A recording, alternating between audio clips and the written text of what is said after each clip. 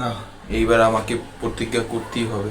আশেপাশে যেভাবে ক্যান্সার হইতেছে, মানুষের যেভাবে রোগ হইতেছে, কখন কি আমার হয়ে যায়। হে গড, এবারের মতো আমাকে ক্ষমা করে দাও। তোমার কাছে আমি অনেকবার প্রতিজ্ঞা করছি, বিশ্বাস করো আজকের পর থেকে আমি খাবো না। আমাকে মাফ করে দাও গড, কোনো রোগ রোগ দিও না গড, আমি আর খাবো না। সময় কেডা ফোন দিছে? হ্যালো। না না না, আমি একটাও খাবো না সিগারেট। আমি আর সিগারেটই খাবো না। আরে বেনসন না কি, বেনসন ভাই, বেনসন হোক আর যাই হোক, আমি আর একটা সিগারেটও খাবো না। বলছি তো খাবো না।